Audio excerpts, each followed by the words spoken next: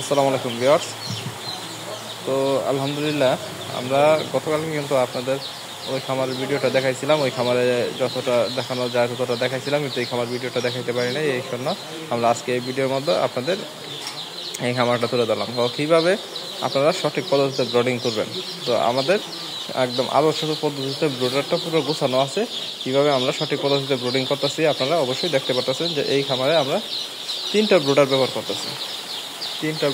করতেছি এবং মুরগির বাচ্চা আসার 4 ঘন্টা বা 4.5 ঘন্টা আগে থেকে আমাদের এই ব্রোডারের লাইটগুলো দিয়ে আমরা হিট দিয়ে রাখছিলাম, যার ফলে এখানে যে ফ্লোরটা আছে ফ্লোর এবং প্লাস যে আমরা ধানের চুচা ব্যবহার করছি ইনসুলেন্স হিসাবে, ধানের চুচা প্লাস পেপার সব কিছুই মোটামুটি প্রপারলি আমাদের গরম হয়েছে, যার জন্য আমাদের এই বাচ্চাগুলো খুবই ভালো আছে, সুস্থ আছে। এবং আমাদের আজকে এখান থেকে বাচ্চা কাইতে গেছে টোটালি 8 থেকে 9 পিস, মানে যে বাচ্চাগুলো দুর্বল ছিল ওই বাচ্চাগুলো কাটে গেছে।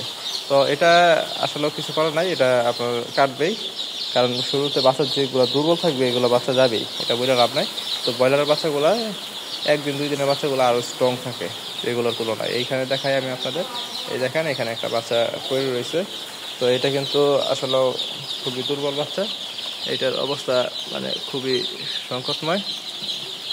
তো সমস্যা নাই, এটা যদি হিটে সুস্থ হয় হলো, না হলে নাই। এরকম দুর্বল বাচ্চা আরও 2-4টা আমরা শনাক্ত করতে পারছি। তো দুর্বল বাচ্চা আছে, দুর্বল বাচ্চা একদম শেষ যে এরকম না। তো আমরা কিন্তু এখান দিয়ে খাদ্যের ট্রেগুলা কিন্তু অন্যরকম ব্যবহার করতেছি। আমরা ওখানে খাদ্যের পাত্র ব্যবহার করছি ছোটো ছোটো, কিন্তু এখানে খাদ্যের ট্রে ব্যবহার করতেছি। দেখেন এরকম খাদ্যের ট্রে ব্যবহার করতেছি। এর ফলে কিছু সুবিধা আছে। আমি একটা ট্রে এক্সপ্লেন করে আপনাদের একটু দেখাই। এটা দেখেন, এইটা যে এটা লাগানো আছে, এখানে যদি কোনো বাচ্চা ভিতরে যাইতে চায় তাহলে এটাই তারা ওলটা ফিরায় দেয় বাইরে। তো এটা এই নিচের ছিদ্রতে লাগানোর জন্য, এই দেখেন নিচের ছিদ্রতে লাগানোর জন্য বাচ্চাগুলো ভিতরে যাইতে পারে না, এখান থেকে খাবারটা সঠিকভাবে খাইতে পারে, টুকুর দিয়ে খাবারটা খাইতে পারে। তো এই জন্য এই ট্রেগুলো ব্যবহারের একটা সুবিধা হলো, আর এই ট্রের একটা সুবিধা হলো এটা যে আমাদের ক্ষেত্রে মুরগির ক্ষেত্রে এটা পর্যাপ্ত পরিমাণে স্পেস পাইতেছে উভয় পাশে। তো স্পেস পাইতেছে এবং খাবারটাও সঠিকভাবে গ্রহণ করতেছে, তাড়াতাড়ি খাবারটা শেষ করতেছে। আর আমাদের যে গোল পাত্র আছে, আমাদের ওই খামারের গোল পাত্রগুলো দিয়ে রাখছি, ওই পাত্রগুলো দিয়ে খাবারটা সঠিকভাবে খাইতে পারতেছে না, শেষ করতে পারতেছে না। আর আপনার মুরগি যদি মেন ফ্যাক্টরে আসি, আপনার মুরগি যদি সঠিকভাবে খাইতে না পারে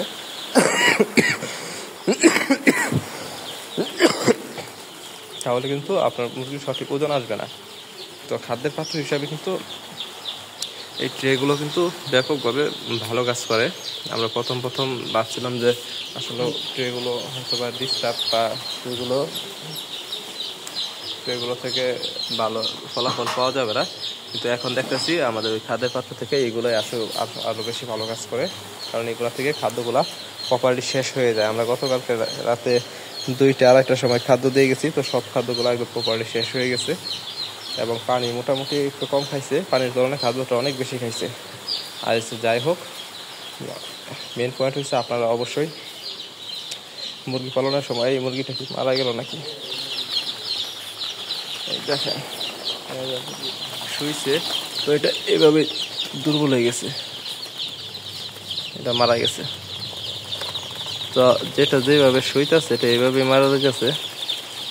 এরকম আরো কিছু দুর্বল বাচ্চা আছে, এটা কিন্তু একটু আগেও ভালো ছিল, এই বাচ্চাটা কিন্তু মারা গেছে। আপনাদের ভালো করে দেখাই, দেখেন বাচ্চাটা কিন্তু কোনো প্রকার কোনো সমস্যা নাই, এমনিতেই মারা গেছে, একদম ফ্রেশ বাচ্চা।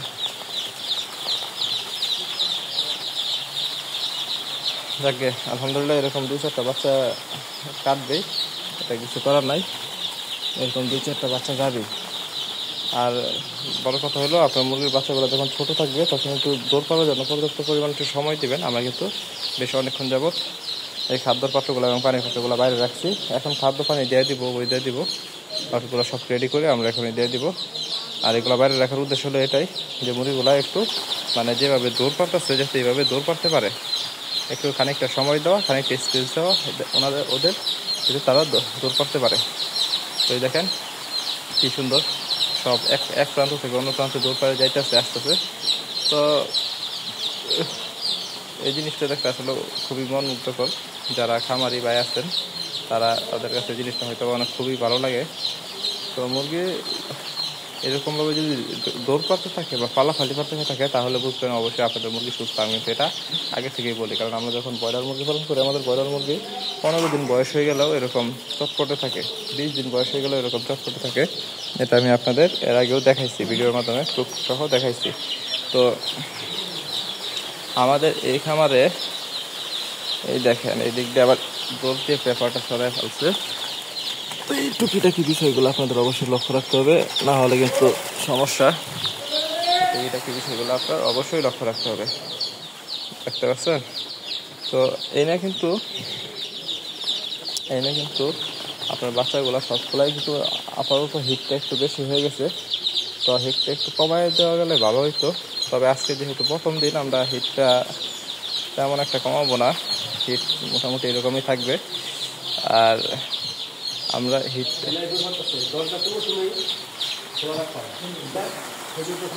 হিটটা প্রপারলি ভালো করে পাওয়ার জন্য এখান দিয়ে আমরা একটা পলিথিন দিয়ে আটকাই দিছি।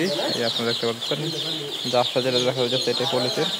এখান দিয়ে পলিথিন দিয়ে আটকাই দিচ্ছি। পলিথিন দিয়ে ওই পাশে হিটটা না যায় বা ওই পাশে ঠান্ডাটা যাচ্ছে এই পাশে না আসে, সেই জন্য আমরা মাঝখান দিয়ে একটা প্রবাহের মতো তৈরি করে দিছি।